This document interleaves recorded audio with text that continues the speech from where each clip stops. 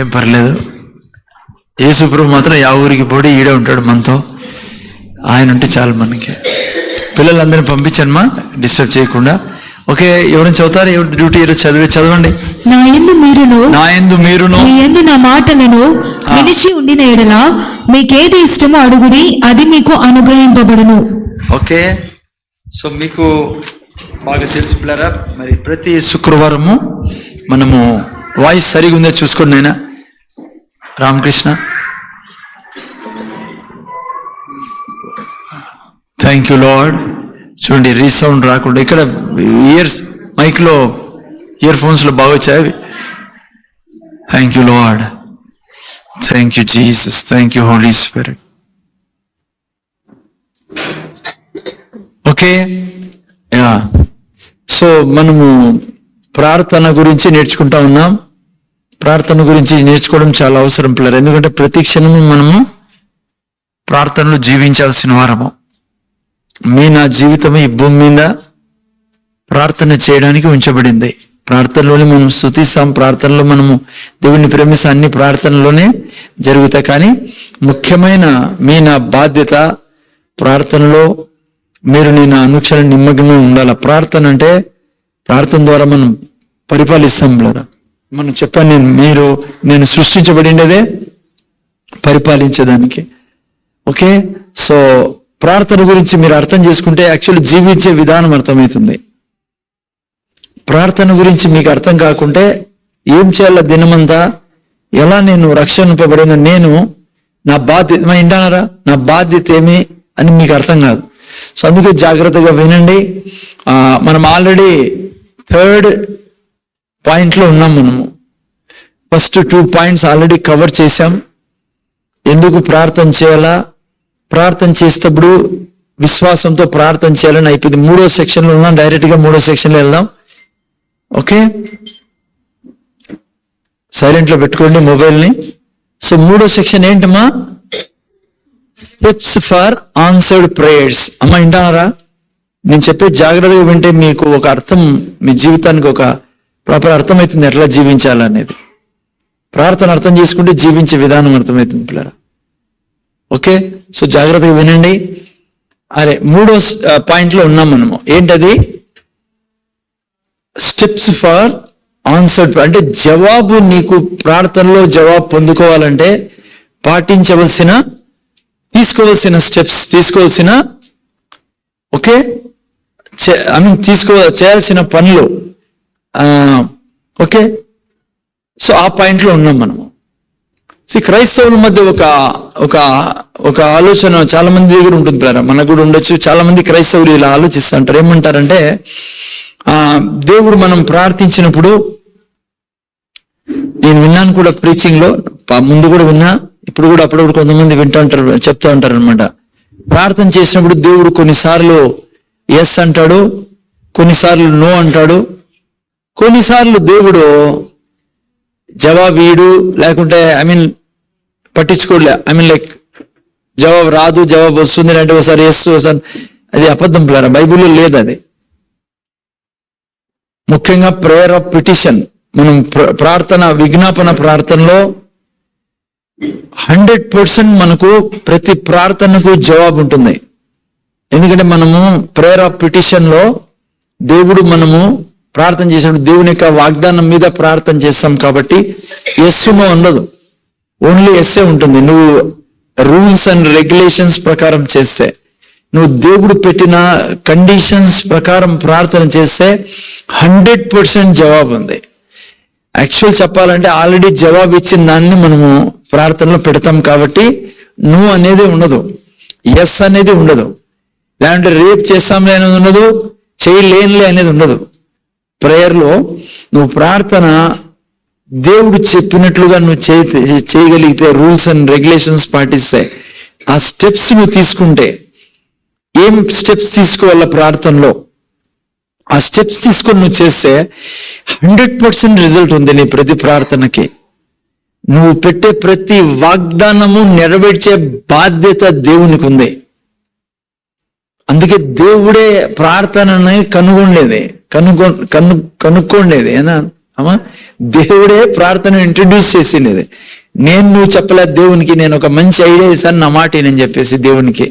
So అందుకనే దేవుడు బద్ధుడే ఉన్నాడు. నేను ఆ ప్రార్థనకు 100% జవాబు ఇస్తాడు అంతే. ఇంకా ఆయన 100% ఆన్సర్ ఉంది. పొరపాటున కూడా దేవుడు ఈయనలా బహుశా దేవునికి ఇష్టం లేదేమో, లేకుంటే నేనేమన్నా పాపంలో ఉన్నాను, లేకుంటే నేనేదో నువ్వు ప్రాపర్ స్టెప్స్ తీసుకోకుంటే ప్రార్థన చేసేటప్పుడు ఏం చేయాలా, ప్రార్థన చేసినాక ఏం చేయాలా, జవాబు వచ్చేంత వరకు నువ్వు ఏం చేయాలి అనేది నీకు తెలియకుంటే మాత్రము దేవుని ఏం తప్పులేదు, నువ్వే దాన్ని ఆపేస్తాను. దేవుడు తరఫున ఎప్పుడు ప్రాబ్లం ఉండదు. ప్రాబ్లం ఉండేది తొలగించాడు ఆయన. ఆయన్ని చంపి, ఎవరిని? యేసు ప్రభుని. అదే పెద్ద ప్రాబ్లం మీకు నాకు. ఏది? పాపం అనేది ప్రాబ్లం ఉండే మన జీవితాల్లో. పాపాన్ని తొలగించాడు. వినాలి, ఆయన వెనకలు కూర్చున్న పాపని మీరు వినాలా, ఆ పాపని విడిచిపెట్టండి, లేదంటే వచ్చి వేస్ట్ అవుతుంది. మీరు వినకుండా చేయాలని సైతాన్ ఆల్రెడీ వాడు ప్రోగ్రాం ఏదో పెట్టింటాడు వాడు. సో ఏ మనిషి అయితే ఇది నిర్ణయించుకుంటాడో ఏదేమైనా నేను వినాలా, ఆ మనిషి బాగుపడతాడు. లేకుంటే మీరు వచ్చి వేస్ట్. దేవుడు ఏం చేయలేడు మీ జీవితాల్లో, ఎందుకంటే మీరు వినరు కాబట్టి. ఒక జాగ్రత్త విన్నానండి. సో అందుకే నేను చాలా స్ట్రాంగ్ గా చెప్తాను, స్టెప్స్ మీరు ప్రాపర్ గా ఫాలో చేయాలి, మీరు నేను.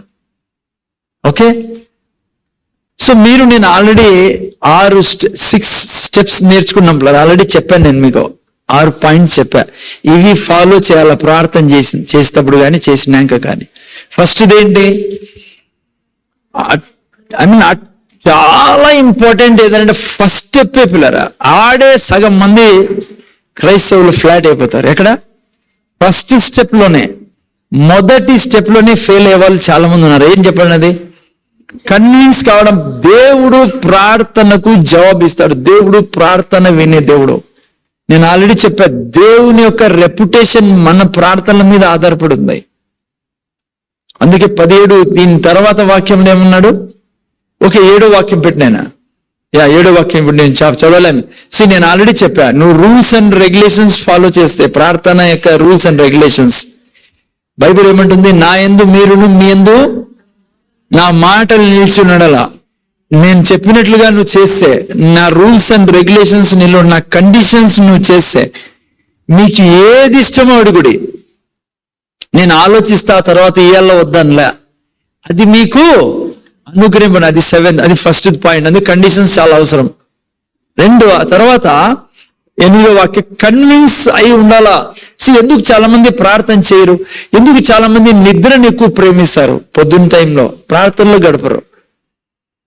చాలా మంది ప్రార్థన జీవితం ఏముంటుందంటే, ఓ రోజు లేస్తే మళ్ళీ 2 రోజులు సున్నా ప్రార్థనకి. ఎందుకో తెలుసా? వాళ్ళ జీవితంలో ఫస్ట్ స్టెప్ లోనే ఫెయిల్ అయినారు వాళ్ళు. నీకు అర్థమైతే నువ్వు కన్విన్స్ అయినావు. ఇంకో ఏం కన్విన్స్ అయినావు? ప్రార్థన కొరకు స్వర్గం వెయిట్ చేస్తుంది.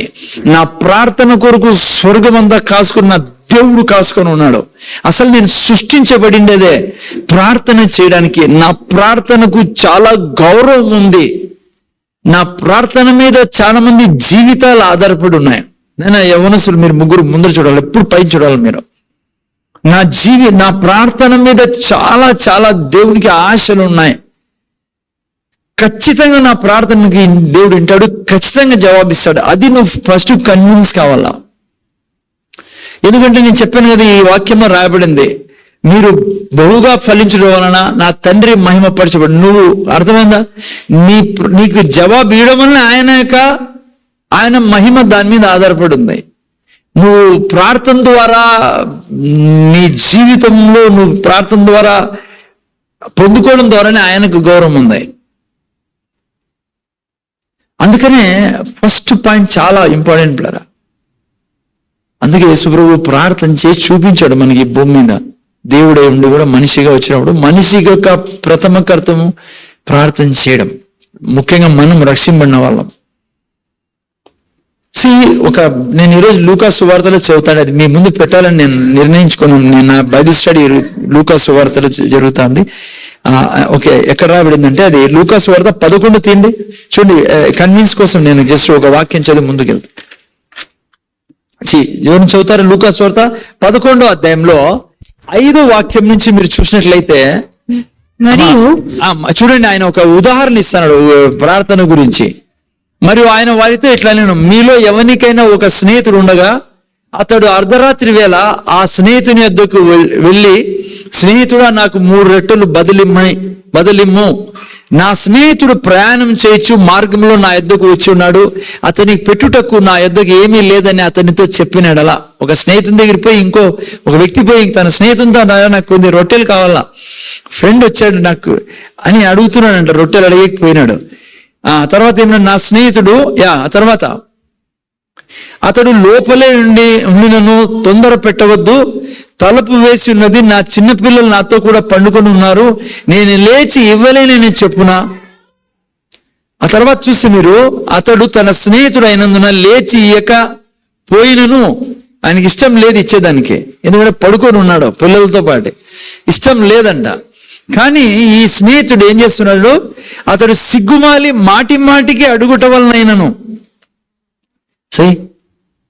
లేచి అతనికి కావలసినవన్నీ ఇచ్చును అని మీతో చెప్పుచున్నాను. ప్రేయర్ గురించి మాట్లాడుతూ యేసు ప్రభు శిష్యులు అడిగారు, ప్రార్థన నేర్పించాయా అన్నప్పుడు యేసు ప్రభు ఎగ్జాంపుల్ ఇస్తున్నాడు.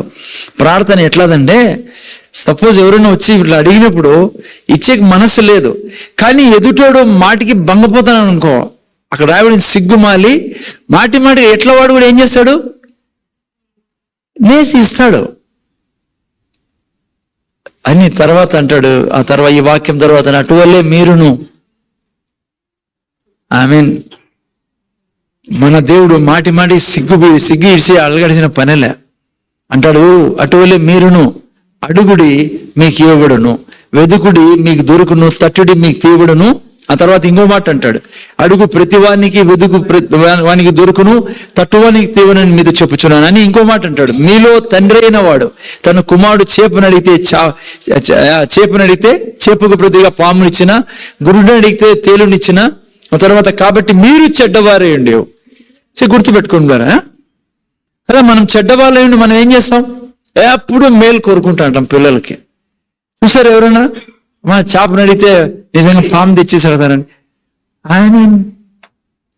దేవుడు నన్ను కన్విన్స్ చేయడానికి, ప్రార్థనలో ఎంత శక్తి ఉందో చూడండి అని చెప్పి కన్విన్స్ చేయడానికి అక్కడ ఉదాహరణ ఇచ్చి మాటికి అడగడం వల్ల మనిషే లేచి ఇస్తాడు. మీరు మాటికి అడగాల్సిన పనిలే, మీరు అడుగుడి మీకు ఇవ్వబడును. ఆ తర్వాత అంటాడు, మీరు చెడ్డవారై మీ పిల్లలకి ఎప్పుడు మంచి చేసేవాళ్ళు కదా, మీరు అడిగితే దేవుడు ఖచ్చితంగా మీకు ఇచ్చేవాడు. అందుకే ప్రార్థన మీకు నాకు డియరెస్ట్ అయిపోవాలా, ప్రియం అయిపోవాలా, చాలా కోరిక. ప్రార్థన అంటే చాలా ఇష్టమై ఉండాలా. ఎందుకు ఇష్టం ఉండదు తెలుసా, ఈ మిగతా స్టెప్స్ అర్థం కాకుంటే మీకు అంత టేస్ట్ రాదు ప్రార్థన అంటే. కొన్ని ఏళ్ళు నాకు కూడా ప్రార్థన అంత ఇంట్రెస్ట్ ఉండేది కాదు పిల్లరా. నేను ఎప్పుడైతే బైబిల్ స్టడీ చేశాను ఈ ప్రార్థన అంశము, నాకు చాలా ఇష్టం ప్రార్థన చేయాలంటే. నేను కోరుకున్న, ప్రభా ఇంకా ప్రీచర్స్ని లేపితే నువ్వు ఈ చర్చిలో ప్రీచ్ చేసేవాళ్ళు ఉంటే నాకు చాలా టైం దొరుకుతుంది, నేను ఎప్పుడు ప్రార్థనలను గడుపుతాను మీ దగ్గర. నాకు ప్రీచింగ్కి చాలా టైం పోతుంది, ప్రిపరేషన్లో చాలా టైం పోతుంది, ప్రార్థనకి చాలా తక్కువ ఉంటుంది టైం నా దగ్గర. నాకు చాలా ఇష్టం ప్రార్థన, ఎందుకంటే నాకు స్టెప్స్ అర్థమైనాయి. Okay, second step. ఫస్ట్ ఏంటి, కన్విన్స్ కా, బిడ్డ నీ నోరు తెరవడం ఆలస్యం అంతే, ఆయన ఎప్పుడు జవాబిచ్చేవాడు. సైతాను నిన్ను నమ్మనీడు, ఈ విషయాన్ని అబద్ధం చెప్తాడు వాడు. అందుకే ఎప్పుడు ప్రార్థన అంటే నీకు డార్లింగ్ మాదిరి ఉండాలా, ప్రియమైనదిగా ఉండాలి నీకు. ఓకే సెకండ్ స్టెప్ ఏంటి, రెండవది ప్రార్థనలో గుర్తుపెట్టుకో, ఇక్కడే టేస్ట్ వచ్చేది పిల్లలు. ప్రార్థన అంటే, ప్రార్థనలో నువ్వు ఎప్పుడు వాగ్దానం చెప్తా ఉండాలా. నేనే వింటానరా, ముందర చూడండి దయతో. ఏం లేదనుకో, మీకు అర్థం కాదు, మీకు ప్రార్థన అంటే ఇష్టం ఉండదు, ప్రార్థన నువ్వు చేయలేదనుకో, నువ్వు శోధనలో పడతావు, జీవితం ఇరిగిపోతుంది, ప్లస్ అక్కడి నుంచి ఏం రావు వీటికి పైనుంచి. సో రెండవది, నువ్వు ప్రార్థన అనగానే నీ దగ్గర వాగ్దానాలు ఉండాలి ప్రతి అంశం గురించి. అది ఆరోగ్యం గురించా, పిల్లల గురించా, భర్త గురించా, డబ్బు గురించా, నీ మినిస్ట్రీ గురించా, నీ మీద ఉన్న అభిషేకం గురించా, నీ తల్లి ఏ దాని గురించి అయినా నీకు వాగ్దానం చెప్పాలి నువ్వు ప్రేయర్లో. అందుకే బైబిల్ చదవాలా. అందుకే ప్రతి ఏరియాలో దేవుడు ఏమేమి వాగ్దానాలు చేశాను నీకు కంఠస్థం ఉండాలా. అందుకే మేము బుక్ కూడా తయారు చేసి ఇచ్చాం మీకు. అది చాలా అవసరం. వాగ్దానం నువ్వు చెప్పినప్పుడు దేవుణ్ణి నువ్వు బంధించినట్లే. ఎందుకంటే దేవుడు అబద్ధం చెప్పడు. నువ్వు చెప్పావు తండ్రి ఇది, ఆయన ఏదో బతిమలాడుతున్నాడు పోయి స్నేహితునికి సిగ్గిడిసి మాటికి బదిలీ లేచి ఇచ్చాడంట. నేను అసలు బతిమలాడాల్సింది కూడా అవసరం లేదు దేవునికి ఇది చెప్తే చాలు తండ్రి, నువ్వు చెప్పావు ఇదే ఫినిష్. అందుకే వాగ్దానాలు చెప్పాలా. ప్రతి అంశం మీరు ఇక్కడ కూడా ప్రార్థన చేయమన్నప్పుడు, వాక్యం కోసం ప్రార్థన చేయనప్పుడు, లేకుంటే ఇంట్లో మీరు కూర్చొని ఇక్కడ థర్స్డే ఎప్పుడైనా సరే, ఈవెన్ ఇంట్లో చిన్న ప్రార్థన భోజనం దగ్గర కూర్చున్నా కూడా, కొంతమంది భోజనం దగ్గర కూర్చుంటే ఏడాడో ప్రపంచం మీద తిరిగి వస్తారు, అసలైన పాయింట్ చెప్పరు. ఆమె గురించి కష్టపడింది ఈ సహోదరి, కిచెన్లో నిలబడింది ప్రభా, తెలుసు కనీసం గంట అయినా పట్టింటుంది ప్రభా. అన్ని కాయగూరలు కోసుకొని ఆయన కడుక్కొని, ఎవర్రా చెప్పమంది ఇవన్నీ నీకు? కొంతమంది హలో ఓకే అందుకు చిన్న ప్రార్థన చేసి ఆ తర్వాత థ్యాంక్స్ చెప్పా మీకు, సిస్టర్ చాలా థ్యాంక్స్, మీరు ఎంతో కష్టపడి మా కోసం చేశారని. అది మాత్రం చేయరు. బయట అంటారు ఉప్పులే అదిలే ఇదిలే అని. ఊరికే ఈమె ముందర దేవుడు ఈమె ఇద్దరు వినాలని. సో అట్లాంటి కాదు కానీ ఏం చేయాలి లైక్ ప్రామిస్ ఉంది భోజనం కోసం. నేను కొంచెంసేపు చెప్తాను అది. ఓకే సెకండ్ థర్డ్, అడిగిన వాటన్నిటిని పొంది ఉన్నాము నమ్ముడే. సో ఎప్పుడు ఉండాలి బ్రదర్, నేను ఆల్రెడీ పొందుకొని ఉన్నా కదా, అప్పుడు మీకు అవి లభిస్తాయని. థర్డ్ పాయింట్ మీకు తెలుసు, యేసుక్రీస్తులో అన్ని ఇవ్వబడ్డాయి బ్రదరా. అందుకే ప్రార్థన ఏం చేస్తుంది, అవన్నీ తెచ్చిస్తుంది. ఫోర్త్ పాయింట్ ఏంటి, నువ్వు ప్రార్థన చేసి ఆమీన్ చెప్పిన తర్వాత లేచి నాన్ సెన్స్ మాటలని మాట్లాడకూడదు దాని గురించి, ఆ వాగ్దానం గురించి. టైం పట్టొచ్చు నువ్వు వాగ్దానం చెప్పిన తర్వాత, దాన్ని ఫిజికల్లీ చూసాను, కానీ వేస్ట్ మాటలన్నీ మాట్లాడకూడదు లేచినాక. చాలా మంది చేసే తప్పదే. ఆమీన్ అయిన తర్వాత వాళ్ళు అనుకుంటారు నా పని అయిపోయింది, ఇంకా నా ఇష్టానుసారం మాట్లాడొచ్చని. ఆ పొరపాటు చేయకండి, అంటే క్యాన్సిల్ అయిపోతుంది నీ ప్రార్థన. నువ్వు ఏ ప్రార్థన చేసావు, ఏ వాగ్దానం చేసావో దాన్ని బయటకు వచ్చి వేస్ట్గా మాట్లాడినావంటే దాన్ని నువ్వు ఆ విత్తనాన్ని తీసి పడేసినట్లు బయట సాతాను ఎత్తుకొని పోతాడు ఆ విత్తనాన్ని, నీకు పంట రాదు. 5వ పాయింట్, ఇవన్నీ మీకు ఉంటేనే మీకు ప్రార్థన టేస్ట్ వచ్చేది బిడ్డ. ఓకే 5th పాయింట్ ఏంటి, అతి ముఖ్యమైనది, చాలా ముఖ్యమైనది నా జీవితంలో, నా అనుభవంతో చెప్తాను మీకు. నువ్వు ప్రార్థన పవర్ఫుల్ గా ఉండాలి అంటే, నీ ప్రార్థనకి జవాబు రావాలంటే, నువ్వు ఎవరి అసోసియేషన్లో ఉన్నావు, అంటే ఏం వింటానో ఆ తర్వాత, అది చాలా అవసరం. అందుకే యేసుప్రభు ప్రత్యేకంగా మార్కు సువార్త 4:34 ఒక మాట రాస్తాడు. 4:34 పెడతారు. నేను మార్కు సువార్త 4:34 చదువుతారు ఎవరు? ఇక్కడ చూడండి, ఉపమానం లేక వారికి బోధింపలేదు. దాన్ని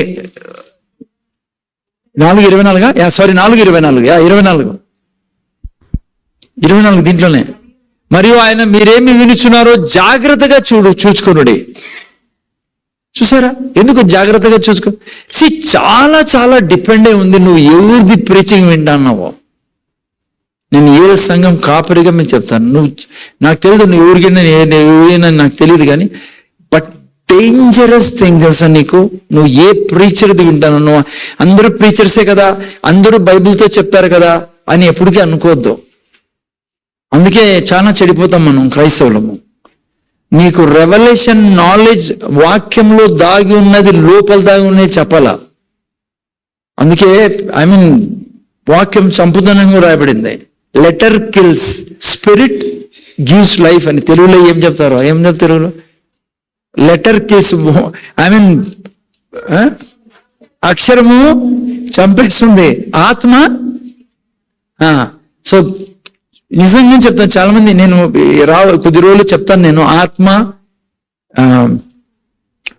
ఆత్మ ద్వారా, మనస్సు ద్వారా, స్పిరిట్ అండ్ ట్రూత్ ఆత్మ ద్వారా సత్యం ద్వారా ఈ రెండు గురించి నేను చెప్పాలి. ఆత్మ ద్వారా సత్యం అప్పుడు మీకు ఇవన్నీ బయటికి తీసుకొస్తాను నేను. ఓకేనా? జాగ్రత్త ద్వారా అందుకే పౌలు అంటాడు 1 తిమోతిలో 1:19 వాళ్ళ యొక్క విశ్వాసం ఓడ బద్దలైపోయిందంట. సాతాను అటాక్ చేసేది విశ్వాసం మీద పిల్లలు, మన విశ్వాసం మీద. అందుకే పౌలు ఏమన్నాడు, నేను మంచి పోరాడని ఏం కాపాడుకున్నాను? మా ఇంట్లో నెక్లెస్ ని కాపాడుకున్నానులా, నా ప్రాపర్టీస్ ని కాపాడుకున్నాను. లాస్ట్ లో పోయేటప్పుడు పిల్లలు మంచి మంచి బిల్డింగ్లు కట్టి ఏం కాపాడుకున్నాడు అంటే విశ్వాసం దొంగతనం చేయబడుతుంది. అందుకే ఏం ప్రీచింగ్ వింటాను చాలా సీరియస్ తీసుకోలేను. ఎవరిది వచ్చినా సరేలే వింటాను కదా, అందరూ దైవజనులే కదా, నేను ఎవరికి వ్యతిరేకంగా మాట్లాడడంలా. నీ బాధ్యత. నువ్వు ఏ సిలువ ద్వారా నీకు వచ్చిన దానికి విరోధంగా ప్రీచ్ చేస్తా ఉంటే నువ్వు సిలువ మీద జరిగింది ఎప్పుడు నమ్మవు. అందుకే ఇది 5వది చాలా ముఖ్యమైన పాయింట్. నువ్వు ఆమీన్ అని చెప్పి లేసావు, ఆ తర్వాత నువ్వు ఏదైతే ఆమీన్ చెప్పి దానికి విరోధమైంది ఏంది వినకూడదు. నీ ఫెయిత్ చచ్చిపోతుంది. అందుకే 5th పాయింట్ ఏంటి? నీ ఫెయిత్ ని కాపాడుకోవాలి. ఆ తర్వాత నువ్వు ఆమీన్ అని చెప్పిన తర్వాత ఏ వాగ్దానం చెప్పావో దానికి విరోధంగా నువ్వు ఏది వినకూడదు. సాతాను కోరుకుంటూ బైబిల్లో యేసుప్రభు చెప్పాడు, ఇది అర్థం కాకుంటే మీకు ఇంకేం అర్థం కాదన్నాడు యేసుప్రభు. ఏందది? విత్తనాలు చెల్లుతున్నాడు వాడు. సాతాను వచ్చి ఏం చేశాడంటే విత్తనాలు ఎత్తుకొని పోతున్నాడు. కొన్ని విత్తనాలు ముళ్ళు కంపల మీద ముళ్ళు వచ్చి వాటిని ఎదుక్కుండా చేస్తున్నాయి. అర్థం చేసుకోండి. యేసుప్రభు ఏమన్నా ఇది అర్థం కాకుండా మీకు ఇంక వేరేది అర్థం కాదన్నాడు. నేను దేవుని వాక్యాన్ని అనిచే ప్రీచింగ్ వినకూడదు, ఎత్తుకుని పోయి ప్రీచింగ్ వినకూడదు. 30 60 ఫలించే ప్రీచింగ్ వినాలా. అందుకే మీ మీద చాలా రెస్పాన్సిబిలిటీ ఉంది. ఏదంటే టీవీ పెట్టుకుని కూర్చున్నాను, లేదంటే ఆ బ్రదర్ చెప్తాన్నాడు ఆయన చాలా మంచోడు, నేను ఎవరికి ఎగ్నెస్ట్ మాటికి నాకు ధైర్యం లేదు, దైవజనం చేయి చూపండి. మీరు డిసిజన్ తీసుకోవాలి, మీ చేతుల్లో ఉంది. అందుకే పాస్టర్గా నా బాధ, నీ ప్రార్థన చంపేస్తారు వాళ్ళు. నువ్వు వినేటప్పుడు చచ్చిపోతుంది అదే. ఎందుకంటే నీలో ఉన్న విశ్వాసం ఎత్తుకొని పోతారు ఆయన. నువ్వు విన్నావు అనుకో రోగం దేవుడు పెడతాడని ఫినిష్ నువ్వు స్టోరీ నీదే. నువ్వు హెల్త్లో ఉండడమే కష్టం ఇంకా. ఎందుకంటే నువ్వు ఆరోగ్యం గురించి ఎప్పుడు ప్రార్థన చేయాలో జవాబు రాదు నీకు. నువ్వు ఆల్రెడీ ప్రీచింగ్ వినేసావు యేసుప్రభు రోగం పెడతాడని, స్టోరీ ఫినిషింగ్ అను. ఇంకా ఏమడుగుతావు యేసుప్రభుకి ఆరోగ్యం ఏమని? ఓకేనే 5వ పాయింట్ అది. 6వది ఏంటి? నువ్వు అందుకే జాగ్రత్తగా వినాలి, విశ్వాసాన్ని కాపాడుకో, విశ్వాసం పోనీకూడదు. ప్రీచింగ్ లో వెళ్ళిపోతుంది విశ్వాసం. ప్రీచింగే బలపరుస్తుంది, ప్రీచింగే విశ్వాసం తెచ్చేది. వినుట వల్ల ఏమొస్తుంది? నెగిటివ్ విన్నాం అనుకో ఏం పోతుంది? విశ్వాసం వెళ్ళిపోతుంది. 6వ పాయింట్ ఏంటి మా? 6వ పాయింట్ జాగ్రత్త వినండి. నువ్వు ఆమీన్ అని చెప్పిన తర్వాత నువ్వు ఏం వాగ్దానం చెప్పావో దేవుని ఎదుట అదే నీ థింకింగ్ లో ఉండాలా. నీ ఆలోచనలో ఆ వాగ్దానమే అనుక్షణం ఆలోచనలు ఉండాలి పిల్లలు, ఆ ఏరియా గురించి. అర్థమైందమ్మా? ఓకే, జాగ్రత్త వినండి. మీరు ఆమీన్ అని చెప్పిన తర్వాత, వాగ్దానం చెప్పి లేచిన తర్వాత ప్రార్థన, పిల్లల గురించి కానీ ఏదాని గురించి అన్నా 1000 మంది నీకు ఎదురవుతారు. వాళ్ళ యొక్క ఎక్స్పీరియన్స్ తీసుకొని వచ్చి నీ ముందరకు వస్తారు. వాళ్ళు వాక్యం చెప్పాడు మన పాస్టర్. ఆరోగ్యం గురించి చెప్తానే ఉన్నాను, నాకేం కాలే. లేదంటే ఆయన చెప్తానంటే చెప్పి ఆయన వెళ్ళిపోయా, అసలుకి లోకమే విడిచిపెట్టి వెళ్ళిపోయా అని మీకు చాలా మంది వాళ్ళ ఎక్స్పీరియన్స్ చెప్తారు. కొంతమంది వచ్చారు, ఏం కాదు బ్రదర్ ఇవన్నీ అవ్వలేరు. దేవుడు కొంతమందికి ఇస్తాడు, దేవుడు కొంతమందికి ఇయ్యడు. మామూలే చెప్తా అంటారు. అన్నప్పుడు వాళ్ళ ఎక్స్పీరియన్సెస్ ని నువ్వు తీసుకున్నావా, ఫినిష్. అది ప్రార్థన చేసిన తర్వాత ఒకరి ఎక్స్పీరియన్స్ మీద పోకూడదు. ఏ దాని మీద జీవించాలా మీరు? నేను వాక్యం మీద. భూమి ఆకాశము ఇవి వెళ్ళిపోయినా నేను మాత్రం అనుమానించాను దేవుని వాక్యాన్ని అని ఉండాలి నా జీవితంలో. నేను అదే నమ్ముతా, అదే థింక్ చేస్తా, అదే ఆలోచనలు ఉంటా. నేను వారం చెప్పాను నేను. అందుకే చెప్పిన ఆయన 4:21 సామెతల గ్రంథం నుంచి మనం చదువుకున్నాం. ఈ పాయింట్ లో 4:21 ఏం రాబడింది? సామెతల గ్రంథం చూడండి, చదువు. నేను నా కుమారుడా నా మాట 20 నుంచి, నా కుమారుడా నా మాటలు ఆలకింపుము, నా వాక్యములకు నీ చెవి యొగ్గుము. అందుకే ఆమీన్ అని చెప్పిన తర్వాత నీ చెవుల్లో ఏముండాలా? దేవుని వాక్యము నీ కన్నుల ఎదుట ఏముండాలా? దేవుని వాక్యము. నీ నోట్లో ఏముండాలా? దేవుని వాక్యము. నీ హృదయంలో ఏముండాలా? దేవుని వాక్యము. బిడ్డ ఆమేనని చెప్పి లేచిన తర్వాత నువ్వు వాక్యాన్ని థింక్ చేస్తానలా, ఎప్పుడు అదే ఆలోచిస్తానలా. ఎక్స్పీరియన్సెస్ కాదు. ఆయపిట్లనే ఇయ్యపిట్లనే ఆయపనే ఐ మీన్ వాక్యానికి విరోధంగా నువ్వు ఉంటే ఆలోచిస్తా అంటే అందుకే ప్రార్థనకి జవాబు పొందుకోలేం. అందుకే ఏం చేయాలైనా వింటారా? నేను చెప్తానే ముందు చూడండి. వెంటనే ఆమేనని లేచిన తర్వాత వాక్యానికి విరోధంగా ఆలోచించకండి. ఎవరు ఎక్స్పీరియన్స్ లో పోకండి. వాళ్ళు ఎందుకు చనిపోయినారు. కరోనాలో చాలా మంది చనిపోయినారు పాపం. కొంతమంది దైవజన్ చనిపోయినారు. పెద్ద కన్ఫ్యూజన్ భూమి మీద. అమ్మా ఆయనే చనిపోయినాడంట. అట్లా అనకండి. నీకు నాకు తెలుసు వాళ్ళ ఫెయిత్ ఏంటి, వాళ్ళు ఏం మాట్లాడుతున్నారు దినమంతా, ఎందుకు చనిపోవాల్సి వచ్చింది. కరోనాలో దేవుడు మాత్రం ఎవరిని చంపలే. ఇది మాత్రం రికార్డ్ చేసి రాసి పెట్టుకోండి. అర్థమైందా? అప్పుడే ఇట్లాంటి పనికొచ్చేది. అట్లా కష్ట సమయాల్లో విశ్వాసమే పనికొచ్చేది. ఆయనే చంపుతాడు అనుకున్న వాళ్ళకి ఇంకెవరు కాపాడతారు? ఓకే. రెండవది ఏమైతుంది? ఆయన యొక్క వాక్యాన్ని నీ కనురెదుట, నీ చెవుల్లో, నీ నోట్లో, నీ హృదయంలో ఉంటే రిజల్ట్ చూడు. 22 పెట్టిన రిజల్ట్. దొరికిన వారికి అవి జీవమును, వారి సర్వ శరీరమునకు ఏమిచ్చును? ఆరోగ్యం ఇచ్చును. చూడండి, నువ్వు ప్రార్థనలో ఆమేనని చెప్పి లేచిన తర్వాత ఆ వాగ్దానాన్ని నువ్వు ఆలోచిస్తా ఉంటే, నీ కన్నులెదుట, నీ హృదయంలో అదే ఉంటే ఏమవుతుంది? ఏం రిజల్ట్? ఆరోగ్యం వస్తుంది, జీవం వస్తుంది. అందుకే ప్రార్థన నుంచి లేచిన తర్వాత నీ మైండ్లో ఎప్పుడు వాక్యం ఉండాలి. 7వ పాయింట్ ఈరోజు నేర్చుకుంటాను మనం. 6 అయిపోయినాయి ఆల్రెడీ. 7వ పాయింట్ కూడా దీనికి సంబంధించిందే. ఇప్పుడు ఈ యొక్క వాక్యానికి సంబంధించిందే. జాగ్రత్తగా వినండి. కొద్దిగా చెప్తా 7వ వాక్యము, 7వ పాయింట్. ఎందుకంటే ఇది చాలా పాయింట్స్ ఉన్నాయి దీంట్లో. నెక్స్ట్ వీక్ కవర్ చేస్తా కొన్ని. కొద్దిగా చెప్పి ఇప్పుడు నెక్స్ట్ వీక్ రేపు దాన్ని ఎండింగ్ మిగతా చూసుకుందాం. ఓకే, జాగ్రత్తగా వినండి. 7th పాయింట్ ఏంటంటే, నువ్వు ఆమేనని చెప్పి లేచిన తర్వాత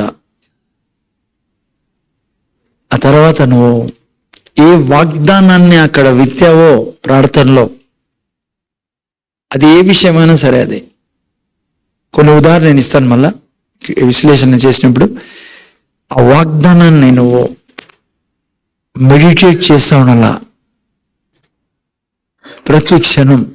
అంటే తెలుసా, నీ పెదవుల ముందు ఆ మాటలు ఉండాలా.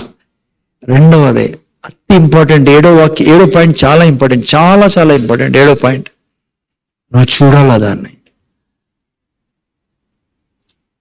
మా జాగ్రత్త వింటున్నారా? 7th పాయింట్ ఏంటంటే, నువ్వు ఆమేనని చెప్పి లేచిన తర్వాత ఆ వాగ్దానాన్ని నువ్వు మెడిటేట్ చేస్తాను పిల్లరా. You have to speak it. అందుకే Christian life is not a మతం పిల్లరా, ఇది రిలీజన్ కాదు. ఇది చాలా పవర్ఫుల్ లైఫ్ పిల్లరా క్రైస్తవుని జీవితం. దేవుడు క్రైస్తవుడు కలిసి సృష్టిలో జీవించే జీవితం ఇదే. ప్రపంచాన్ని, సృష్టిని శాసించే జీవితం మీదే నాదే. చాలా చాలా ఎక్స్ట్రాడినరీ లైఫ్ మీదే నాదే. దేవుడు భూమి మీద జీవిస్తాడు పిల్లరా, నీ ద్వారా, నా ద్వారా. జాగ్రత్తగా వినండి. నేను ఆమేనని చెప్పి లేచిన తర్వాత ఆ వాక్యాన్ని మెడిటేట్ చేస్తా ఉండాలా, మాట్లాడుతానల్లా. ఆ వాక్యాన్ని కనుల ఎదుటి నుంచి, చెవుల్లో నుంచి, హృదయంలో నుంచి, నోట్లో నుంచి పోనీయకూడదు.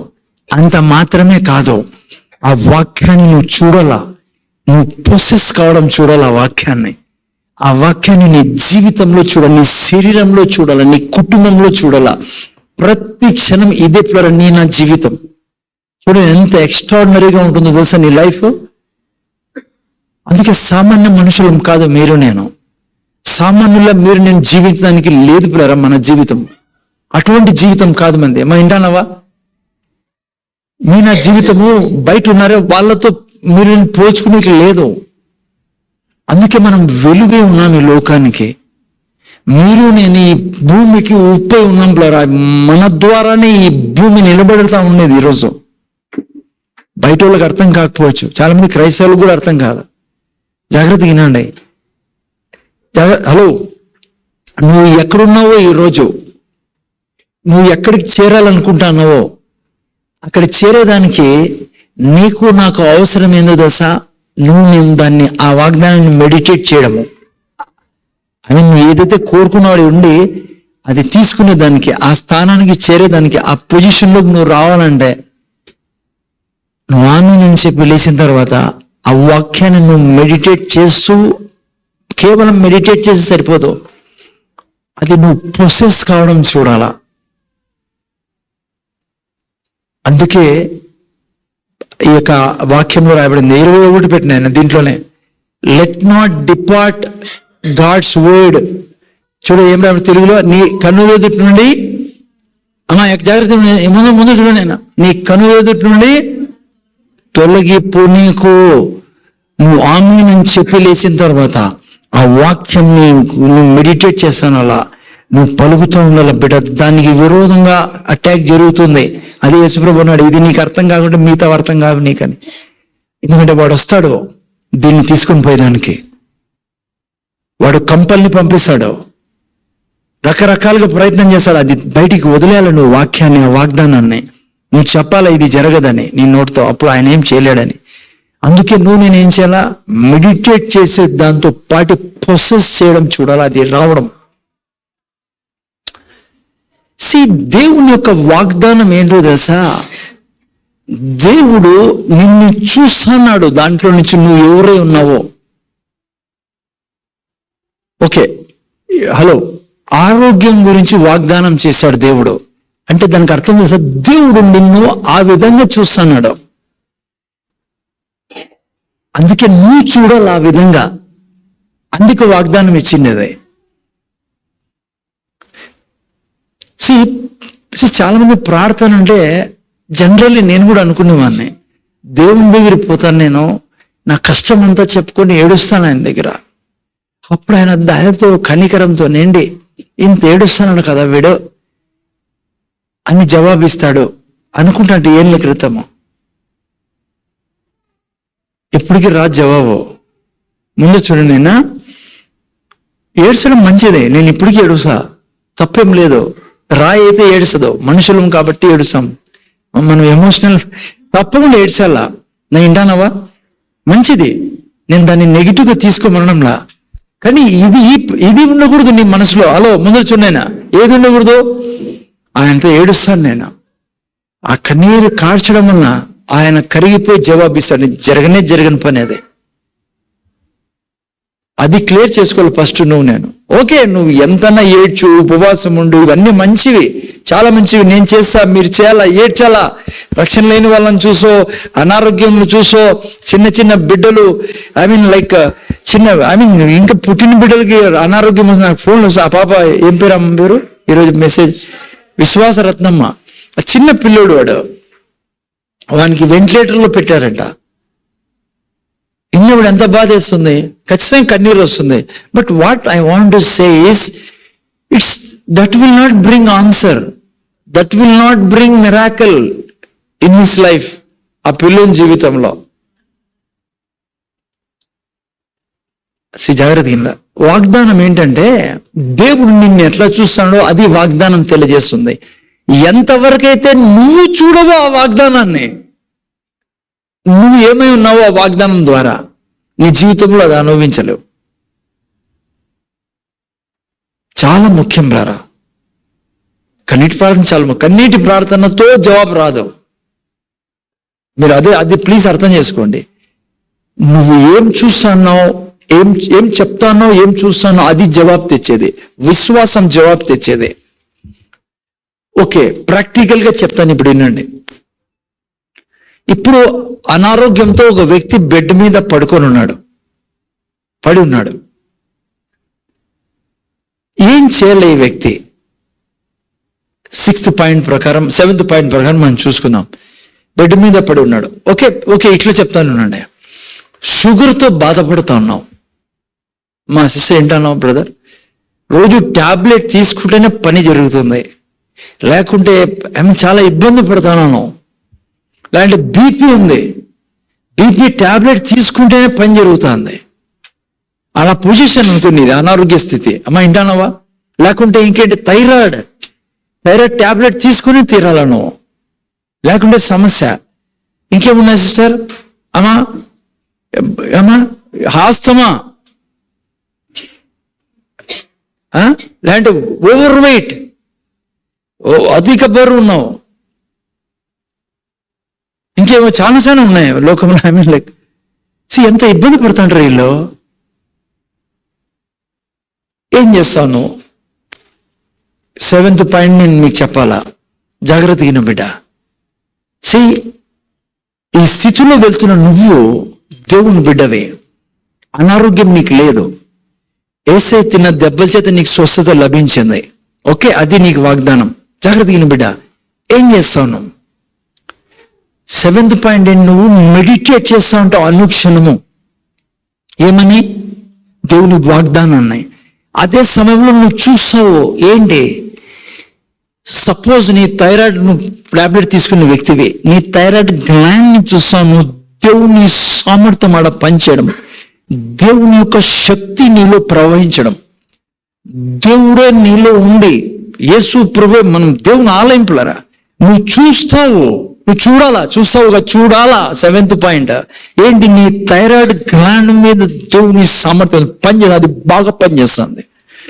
బీపీ టాబ్లెట్ వేసుకుని నువ్వు చూడాలా. నీ బ్లడ్ లో యవ్వన ప్రాయంలో ఎట్లయితే నీకు ఆరోగ్యం ఉండనో, ఆరోగ్యం నీ బ్లడ్ లో ఉంది. You have to see.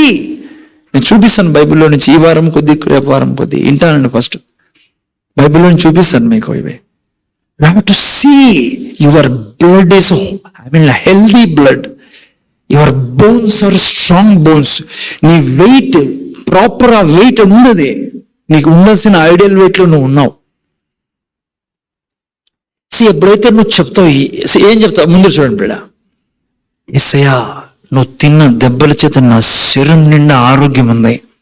అబద్ధం చెప్పని దేవుడు నువ్వు చెప్పిండేదే నిజం, నువ్వు చెప్పిండేదే నేను నమ్ముతా. కృతజ్ఞతలు తండ్రి. జాగ్రత్తగా వింటారా? నువ్వు నా తిండి నీటిని దీవించావు, దాంట్లోనే రోగాలు తొలగించావు. You have to confess and see. నీ శరీరంలో దేవుని సామర్థ్యం చూడు, నీ బ్లడ్ లో చూడు, నీ తిండిని చూడు. నువ్వు ఆ తిండిలో నీ బాడీలోకి వెళ్ళాలి. నువ్వు నీ బాడీలో, నువ్వు నోట్లో నుంచి పోతానే ఆహారంలో దేవుని సామర్థ్యం చూడు. అది నిజం. ఎవరో ఎక్స్పీరియన్స్ కాదు, లోకంలో ఏం చెప్తున్నారో కాదు, బైబిల్ ఏం చెప్తుంది? మొదటి తిమోతి 5:4 సంథింగ్. ఓకే, ప్రార్థన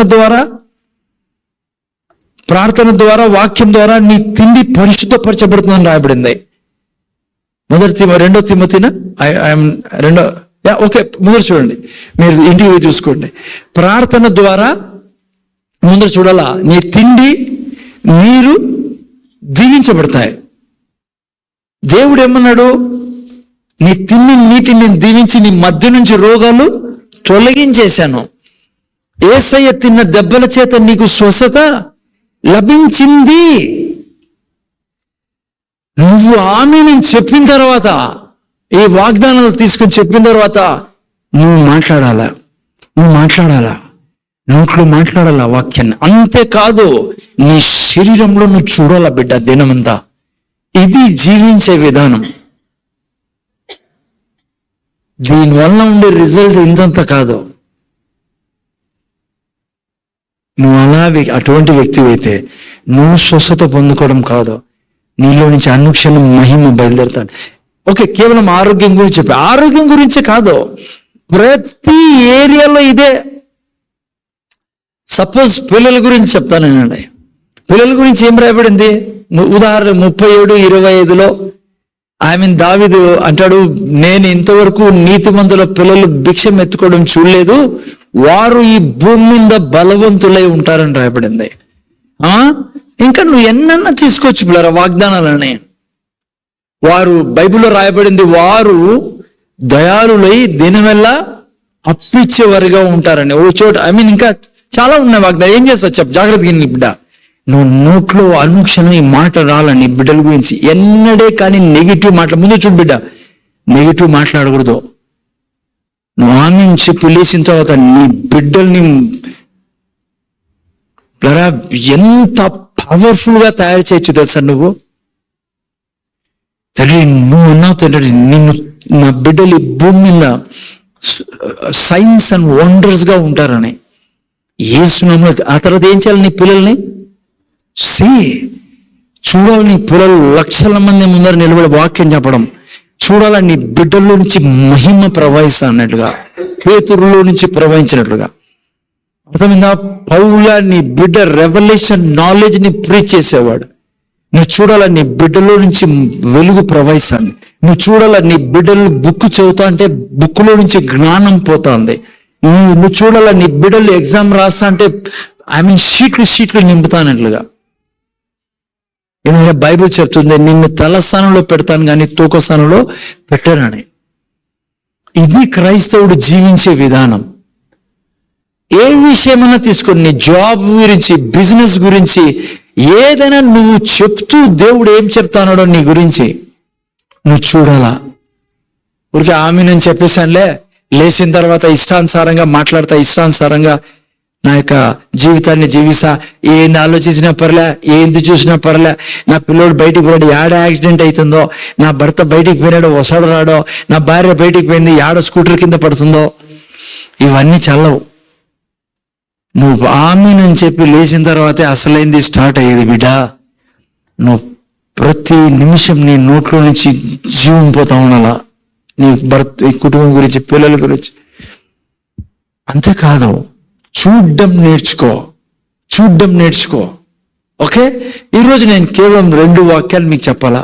ఏదాని గురించి? చెప్పడం గురించి, చూడడం గురించి. ఆమేన్ అని చెప్పిన తర్వాత మొదటి వాక్యము కీర్తనల గ్రంథం 1వ అధ్యాయం చదవండి ఎవరన్నా. కీర్తనల గ్రంథము 1వ అధ్యాయంలో 2వ వాక్యం 3వ వాక్యం చదవండి. చూడండి, యెహోవా ధర్మశాస్త్రమునందు ఆనందించుచు దీవారాత్రము దానిని మెడిటేట్ చేసేవాడు. ఎట్లుంటాడంట ఆ వ్యక్తి? ఆకు వాడక తన కాలమందు ఫలమిచ్చు నీటి కాలం ఏమైనా నాటబడిన ఆకు వాడక తన కాలమందు ఫలమిచ్చు చెట్టు వల్ల అతడు నువ్వు చేరినంతయు సఫలం. 2వ వాక్యంలో జాగ్రత్త వినులారా. ఏదాని వల్ల ఆనందిస్తాంటాడంటే ఈ వ్యక్తి వాక్యం బట్టి ఆనందిస్తాడు. అలా బిడ్డ, నీ బిడ్డ యొక్క రిజల్ట్ బట్టి కాదు. నీ బిడ్డకు డాక్టర్ చెప్పాడు అనారోగ్యం ఉందని, లేదంటే నీ భర్త గురించి ఇది చెప్పబడింది, లేదంటే నీకు చూస్తాను నీ కళ్ళ ముందర. అందుకే క్రైస్తవులు వంకాయ మాదిరి ఉంటాడు, ఇరుక్కొని ఇట్లా. ఎందుకు చెప్పండి? ఇవి చూస్తా అంటారు. దేవుడు ఇవి చూడమన్నా. ఎవరంట ఏం చేయాలంట? దీవారాత్రు దేవుని వాక్యాన్ని ధ్యానిస్తూ ఆనందించేవాడు. ఏ దాంట్లో? దాని వాగ్దానాన్ని బట్టి ఆనందిస్తాడలా. ఇదిరా నా జీవితంలో జరిగేది, ఇది నా పిల్లల్లో జరిగేది, ఇదే జరిగేది నా భర్త జీవితంలో. దీన్ని కాకుండా వేరేది నేను జరగనేను. అది ప్రార్థన. ఇది తప్ప వేరేది నా కుటుంబంలో జరగనేను నేను. ఎందుకంటే నా దేవుడు అబద్ధం చెప్పడం, నా దేవునికి అసాధ్యమైనది ఏది కాదు. ఆయన అన్నాడు, నువ్వు అడుగుడి నీకు ఇవ్వని అన్నాడు. నేను అడిగే ప్రతిదీ దేవుడిస్తానని నాకు వాగ్దానం చేశాడు. నా యందు మీరును నీ యందు నా మాటలు ఉన్నాడలా అన్నాడు. ఆయన మాటలు నాలో ఉన్నాయి, దాన్ని బట్టి నేను ఆనందిస్తాను. దాన్ని చెప్తాను. నీ పిల్లల గురించి, నీ భర్త గురించి, నీ భార్య గురించి, నీ ధనం గురించి, నీ విజయం గురించి, నీ యొక్క బిజినెస్ గురించి దేవుడు ఏం చెప్తా ఉండాలా. చూస్తాను. దాన్ని చేసే పెద్ద తప్పేం చెప్పండి? సపోజ్ ఒక వ్యక్తి, ఒక భర్త తాగుబోతు అనుకోండి, మా ఇంటారా ఏం చేస్తారు? చాలా మంది చేసే పొరపాటు ఏమో తెలుసా?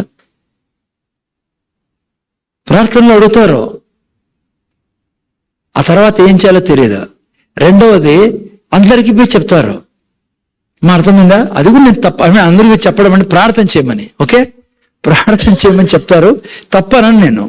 మంచిదే, ప్రార్థన చేయమని చెప్పాలా. కానీ లరా మ్యాక్సిమం మీరు చూడండి, ఇట్లా ఏదైనా బలహీనత ఉన్నాడు, ఓకే, భర్త గురించి ఎగ్జాంపుల్ ఇస్తాను మీకు. ఓకే, నువ్వు ఆయన గురించి ప్రార్థన చేసేదానికి ఏ వాక్యం వాడతావు? బైబిల్లో రాయబడింది, నీకు విరోధముగా రూపించబడిన ఏ ఆయుధము వర్ధిల్లదు అని. ఇంకో చాలా వాగ్దానం ఉన్నాయి, జస్ట్ నాకు గుర్తొచ్చి చెప్తున్నా. సపోజ్ 23వ కీర్తనలో ఏం రాయబడింది? యెహోవా నా కాపరి. నువ్వు నేను ఎవరు కాపరిగా చేసుకున్నావు? మీ నా కాపరి ఎవరున్నా? యెహోవా నా కాపరి. అందుకే ఏముండదు, లేమి ఉండదు. ఆ తర్వాత ఆయన అన్నాడు, ఆయన మా ఇంటికి కాపరి, నా కాపరి కాబట్టి ఎక్కడ పెడతాను నన్ను? పచ్చిగల చోట్ల నన్ను. అంటే ఇంట్లో తాగుడు ఉండడానికి వీలు లేదు, ఇంట్లో ఫైటింగ్ ఉండడానికి వీలు లేదు. నువ్వేం చేస్తావు? చాలా మంది చేసే తప్పు తెలుసా? అందరికీ చెప్పి అందరికీ గబ్బు లేపేశారు. అంటే ప్రార్థన చేయమని చెప్పేసేది, ఆమెని అయి బయటకు వస్తానట్లే ఆ వాగ్దానాలు అన్నింటినీ నాశనం చేసి పెట్టేస్తారు. ఆ ప్రార్థన అంతా చెత్తలో పడేస్తారు తీసుకుని పోయి. అది కాదు బిడ్డ నువ్వు చేస్తుంది. ఇతరులు చెప్పి ప్రార్థన రిక్వెస్ట్ తప్పేం లేదు, కానీ నేను చెప్తున్నా ఈరోజు నీకు, నువ్వు చేయాల్సిందేమో తెలుసా? ఆమె నేను చెప్పి లేచిన తర్వాత ఆ వ్యక్తిని చూడు, నువ్వు ఆ వ్యక్తి మీద దేవుని వెలుగుని చూడం. తండ్రి, నువ్వు నాకు లేమి లేకుండా చేసా. ఈ లేమి మా ఇంట్లో ఉండకూడదు. నా భర్త బైబిల్ చదవడు, ప్రార్థన చేయడు, నా భర్త దేవుని దగ్గర రాడు. నో, ఎందుకు నేను చూస్తాను తండ్రి. నువ్వు నాకు విరోధంగా రూపించబడిన ఈ ఆయుధాన్ని, తనలో ఉన్న యొక్క అభక్తిని, తనలో ఉన్న యొక్క చెడ్డ అలవాటుని యేసు నామంలో నాశనం పలుకుతాను. దూరం పోమని ఆజ్ఞాపిస్తున్నా. సాతాను ఆత్మ దూరం పోయేస్తున్నాములో, నా భర్త మీద ఈ పని చేస్తున్న ఆత్మ దూరం పో, దూతల్ని రిలీజ్ చేసిన నాశనం చేసి పెట్టుదురు గాక అని చెప్పిన తర్వాత, తండ్రి నా భర్త ద్వారా నేను పచ్చిగల చోట్ల జీవిస్తాను తండ్రి. నా ఇంట్లో ఎప్పుడు శాంతి సమాధానం ఉండును గాక అని జాగ్రత్తగా ఇప్పుడు ఏం చేయాలో చూడు. నీ భర్తని దేవుని యొక్క అభిషేకం ఆయన మీదకి రావడం, యేసు క్రీస్తు సాక్షాత్తు ఆయన ముందు నిలబడడం చూడు. ఆయనలో దేవుని మహిమ ప్రవేశించడం చూడు. ఆయనలో బైబిల్ పోవడం చూడు. బైబిల్లో నుంచి వెలుగు పోవడం చూడు. దేవుడు ఆయన ముందు నిలబడి మాట్లాడడం చూడును. నువ్వు దేవుని వాగ్దానం ఏం చెప్తుందో దాంట్లో ఆనందించాలా. దాన్ని బట్టి నువ్వు నీ భర్త గురించి దేవుని ప్రార్థన చేయాలి. ప్రభువా, నువ్వు మంచి దేవుడు, నువ్వు చెప్పేవి ఇదే జరుగుతుంది. నీకంటే నాకంటే దేవునికి అవసరం పిల్లరా. నీ భర్త నీ భార్య నీ పిల్లలు ఎవరైనా సరే ఏ పరిస్థితిలో ఉన్నా చేసే తప్పేంటి? ప్రార్థన చేసి లేచిన తర్వాత వీడు మాత్రం మారడు. ప్రపంచం అంతా మారుతుంది కానీ ఇతను మారడు. ఇతన్ని అసలు వేస్ట్ నమ్ముకోవడం. దేవుడు కూడా ఏం చేయలేడండి ఇతన్ని. ఇంకా ఏంది నువ్వు ఎక్స్పెక్ట్ చేశాను దేవునితో? ప్రార్థనకి జవాబు రాదట్లా. ప్రార్థనకి జవాబు రావాలంటే నువ్వు వాగ్దానాన్ని రిలీజ్ చేస్తా ఉండాలని నోటితో.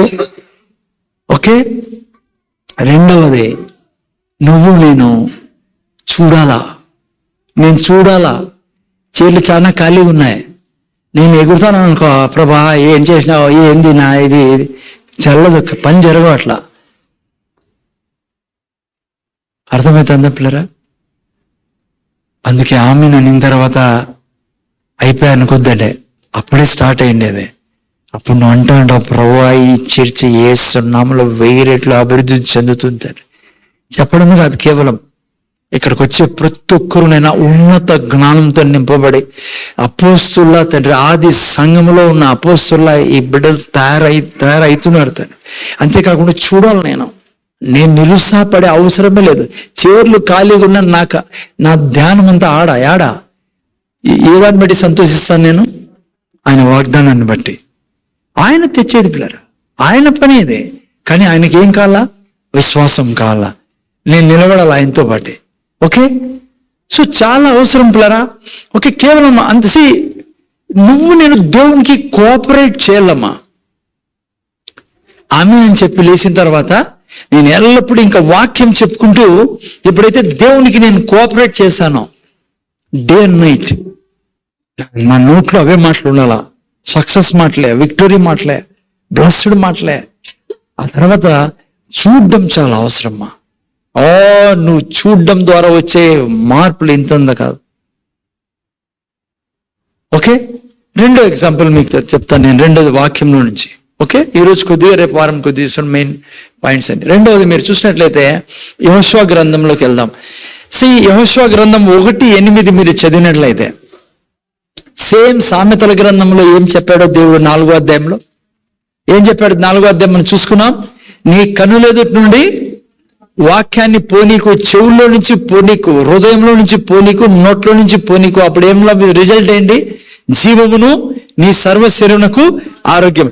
అదే మాట యెహోషువ దగ్గరికి వచ్చి దేవుడు అన్నాడు. ఏమన్నాడు? ఈ ధర్మశాస్త్ర గ్రంథము నీవు బోధింపగా తప్పిపోకూడదు, దానిలో రాయబడిన వాటన్నిటి ప్రకారం చేయుటకు నీవు జాగ్రత్త పడము, దీవారాత్రులు దీన్ని ధ్యానించిన ఎడల నీ మార్గమును వర్ధిల్ల చేసుకుని చక్కగా ప్రవర్తి. ఇంగ్లీష్ లో చాలా బాగా, తెలుగు ట్రాన్స్లేషన్ కంటే కూడా, if you meditate my word day and night, చూడండి, shall meditate therein day and night.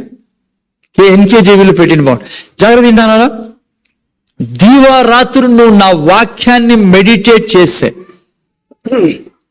Bible అంటుంది 4 అక్కడ రాసినట్లుగా, నీ మార్గాన్ని నువ్వు సక్సెస్ఫుల్ గా చేసుకుంటావు.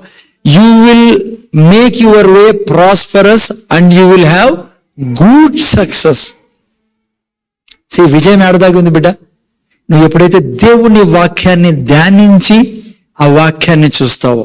ఓకే, రెండు ఎగ్జామ్. అందుకనే నేను చెప్తున్నా మీకు, ప్రార్థన అంటే కేవలం ఆమీన్తో సరిపోదు. ఓకే, నువ్వు నేను ఏ వాగ్దానం నువ్వు చూస్తున్నావు చెప్పినావు ప్రార్థనలో, ఆ వాగ్దానాన్ని ప్రొసెస్ కావడం చూడు. తెలుగులో ఏమంటారు?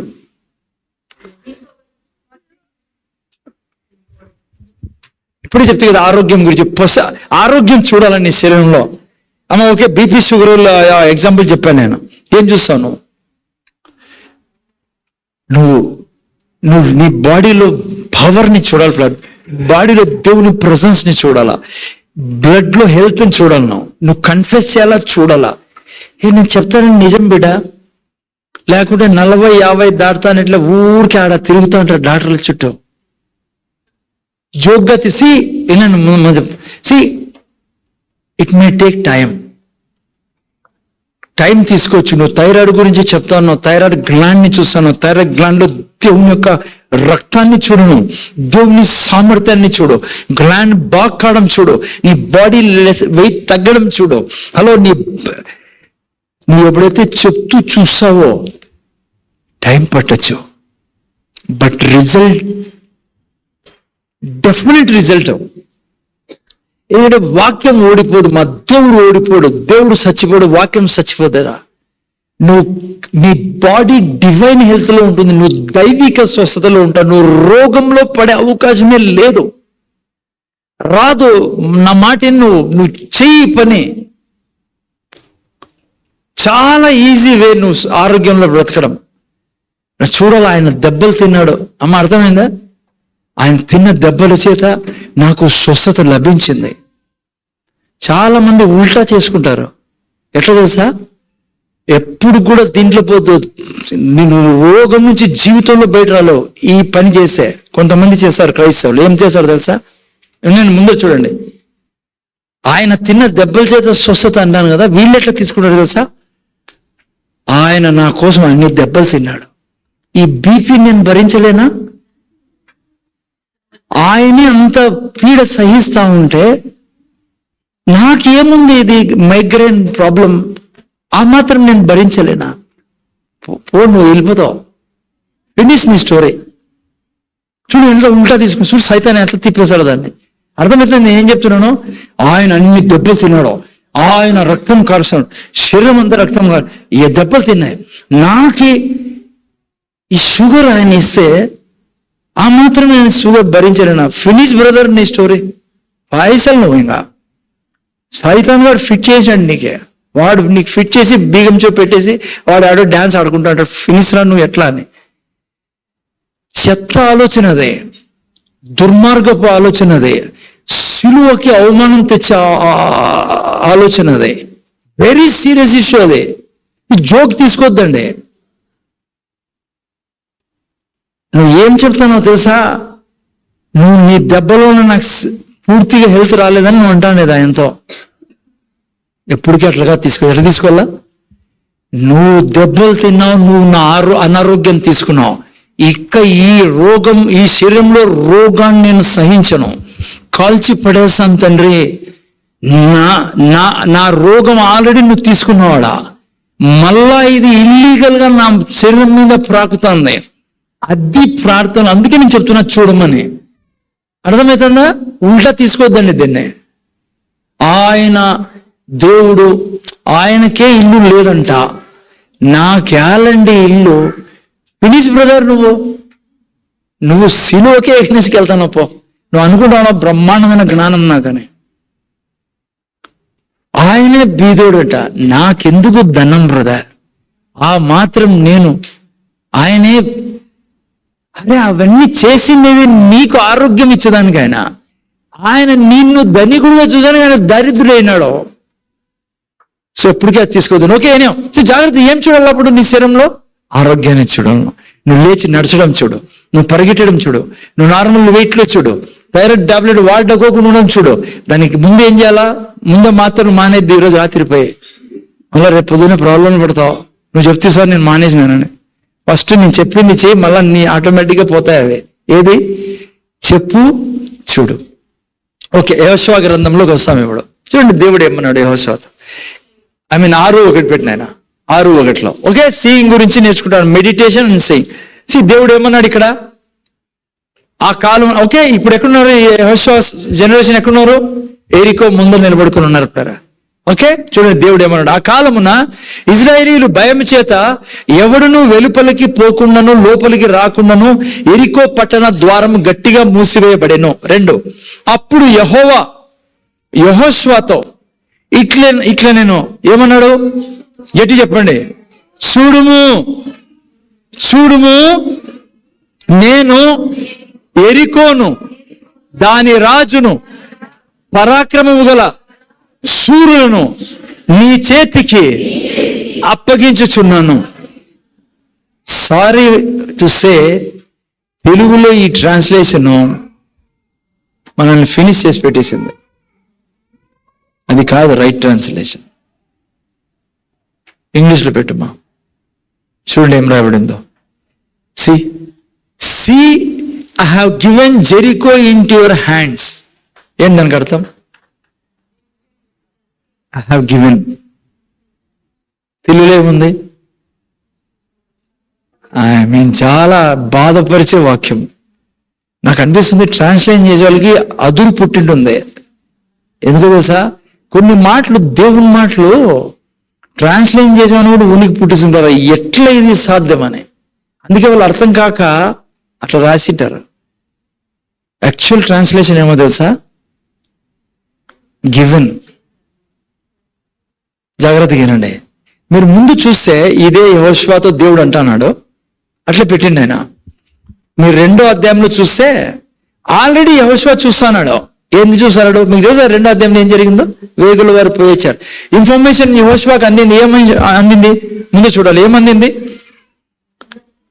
గోడలు ఉన్నాయి చుట్టూ, పెద్ద పెద్ద గోడలు సార్, ఎవడు లోపలికి పోలేడు, సైన్యం అంతా చుట్టూ ఉంది, పైన సైన్య రథాలు పెట్టుకుని ఉన్నారు వాళ్ళు, చాలా పవర్ఫుల్ కంట్రీ అదని ఇన్ఫర్మేషన్ ఆల్రెడీ యెహోషువకి తెలుసు. యెహోషువ చూస్తున్నాడు. ముందు చూడాలా.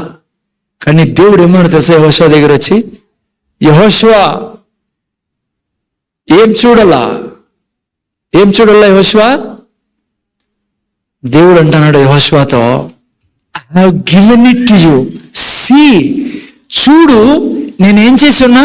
And the lord said to Joshua, see I have given Jericho into your hands, it's king and it mighty man of Waller.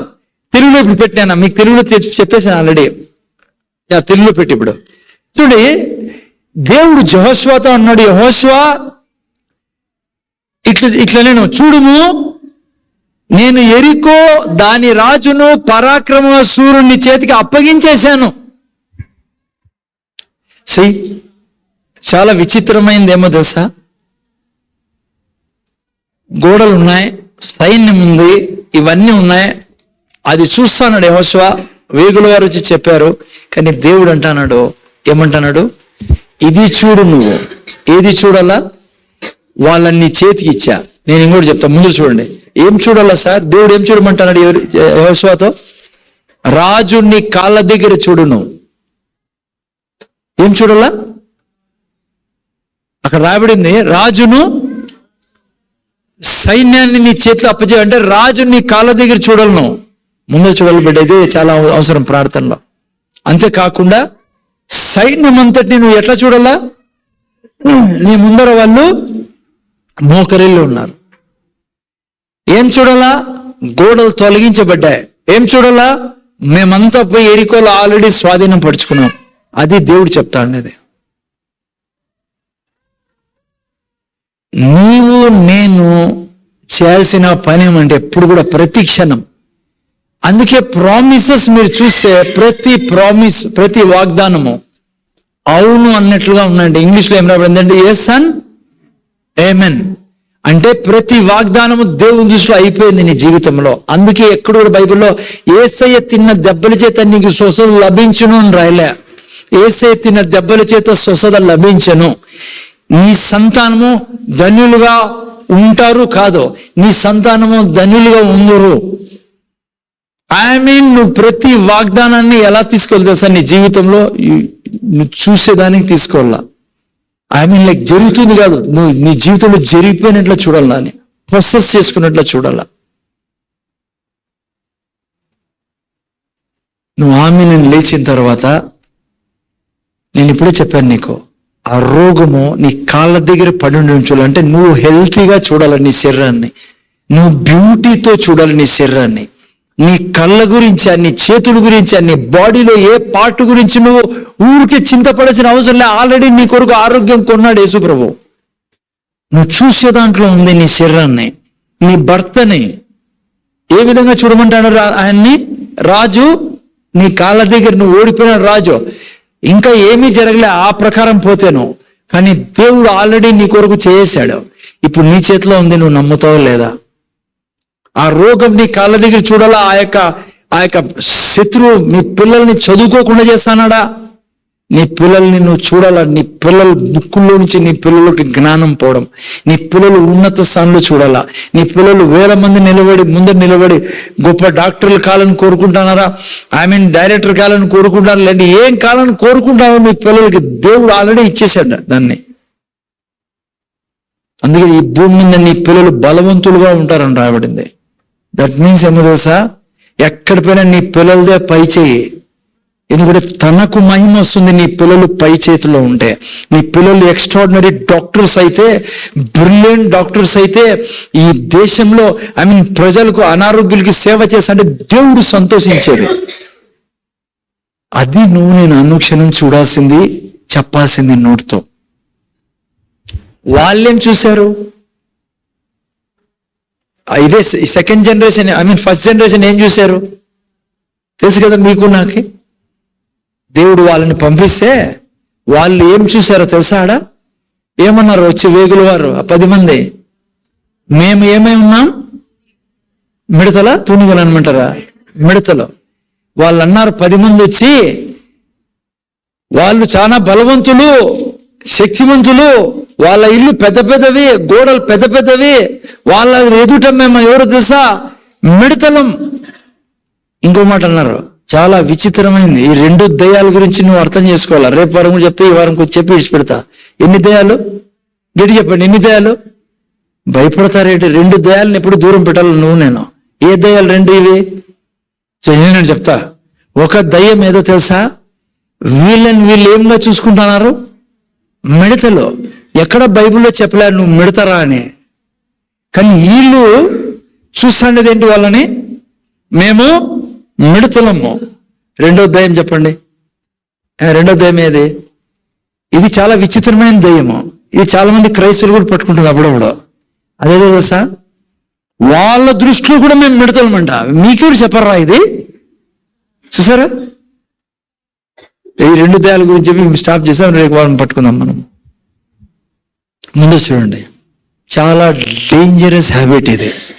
బిడ్డ ముందు చూడు, నువ్వు ముందు చూడు. అప్పుడే అలసిపోయినట్లున్నావు. కొంతమంది ఈయన అలసిపోతారు, చెప్పేవాళ్ళు కాదు. ముందు చూడు. హలో, ఈ రెండు డిమోనిక్ స్పిరిట్స్ ఎప్పుడు నీ జీవితం మీదకి రావాలని కోరుకుంటే పని చేయాలని నీ జీవితంలో. ముందు చూడండి, ఏంటి ఫస్ట్ది? వీళ్ళంటారు మేము మిడతలము,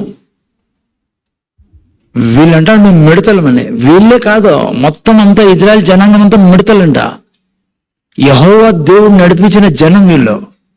ముందు చూడు బిడ్డ, ముందు చూడు, ఇంపార్టెంట్ మాట చెప్తాను. ఈ సాతాను ఆత్మ నీ జీవితంలో నీతో ఎప్పుడు ఏం మాట్లాడతాడు తెలుసా? నువ్వు మాట్లాడినట్లు మాట్లాడతాడు వాడు.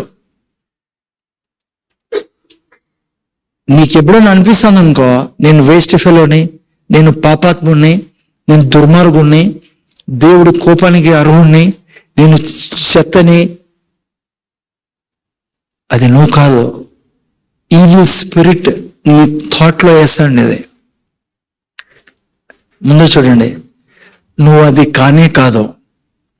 నువ్వెవరో తెలుసా? యేసు ప్రభు ఏమై ఉన్నాడో నువ్వు అదే ఉన్నావు. దీనికి విరోధంగా సౌండ్ వస్తుంది అనుకో, సాతాను నీతో చెప్తాడు. కానీ ఎట్లా చెప్తాడు తెలుసా వాడు? నువ్వు అండు నేనని చెప్తాడు వాడు. నేను అయోగ్యుడను, నేను తెలుగులో ఏం చెప్పాలో అర్థం, అయోగ్యుడును, నేను ఏమీ చేతగాను, నేను కామాంధుడను, నేను క్రోధిని, నేను దుర్మార్గుడను, నేను భార్యని ప్రేమించలేని అనర్హుడను, పిల్లల్ని బాగా చూసుకోలేని మూర్ఖుడిని.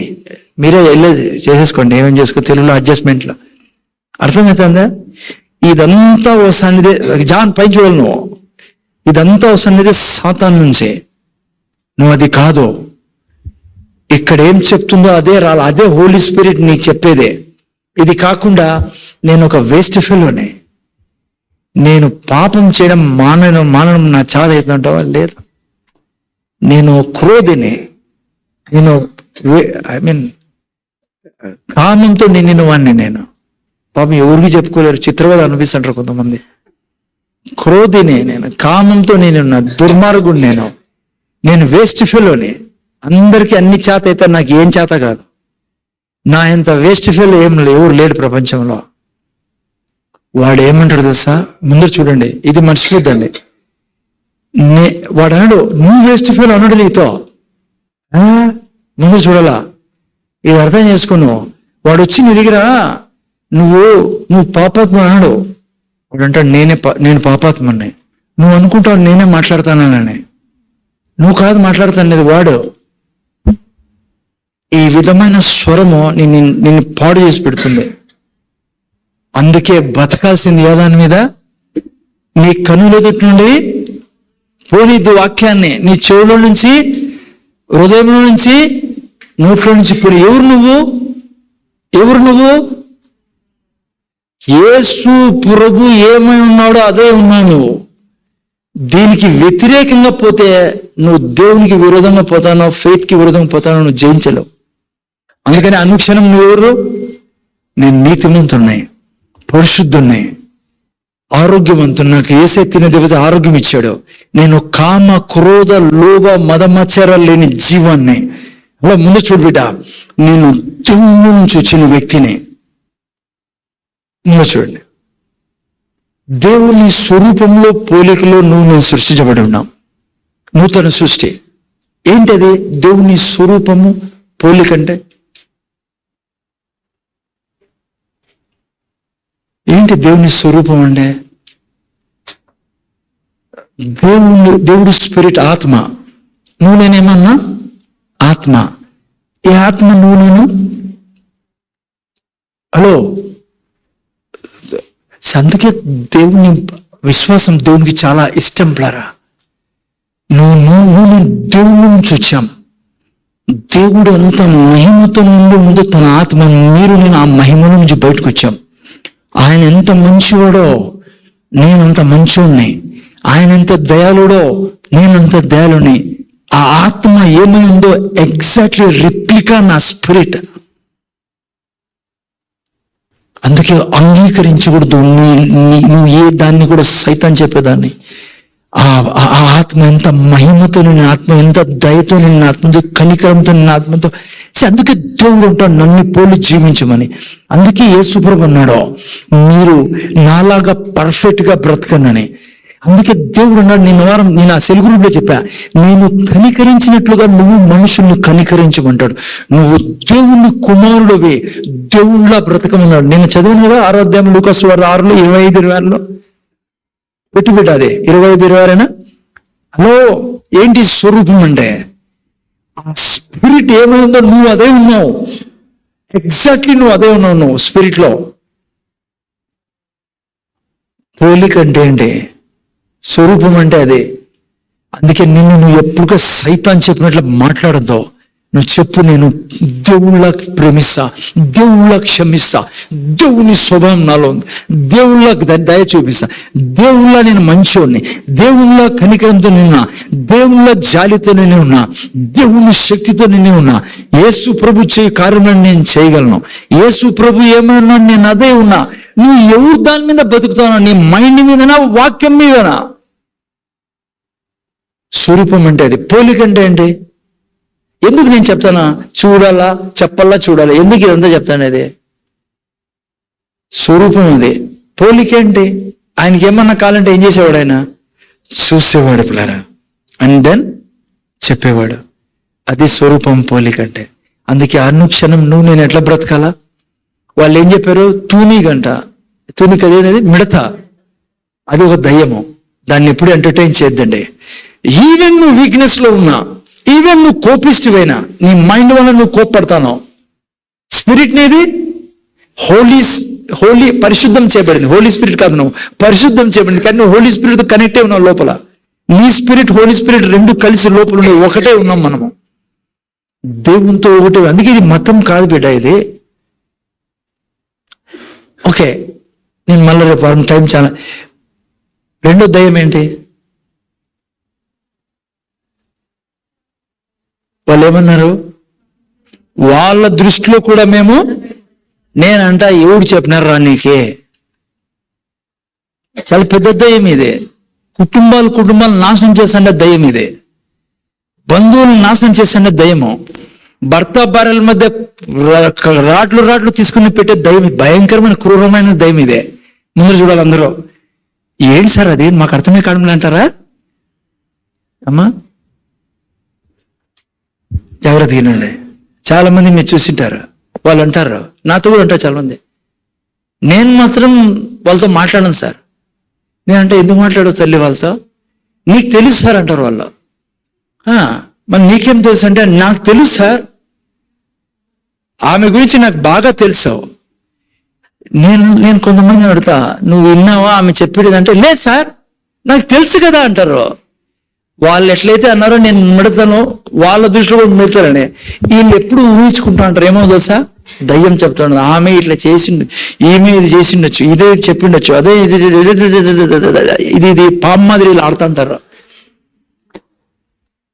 నేను చాలా మంది కౌన్సిలింగ్ చెప్తా, నువ్వు విన్నావమ్మా? లేదు సార్ నాకు తెలుసు. నువ్వేం వాళ్ళ మాదిరి 10 మంది మాదిరి ఎట్లా తెలుసు? వాళ్ళకి అడుగు, నువ్వు నీకెట్ ఎవరు చెప్పారా? నువ్వు వాళ్ళతో పోయి మాట్లాడినావా? ఫోన్ చేసినారా? ఫోన్ ఏమైనా SMS పెట్టినారా? లేదంట. వీడి కూర్చొని వాళ్ళు అట్లా ఆలోచించుకొని వీడి అట్లా ఆలోచించుకుంటున్నాడు. ఎన్ని కుటుంబాలు నాశనం అయిపోతానో తెలుసా? భర్త గురించి నాకు తెలుసు.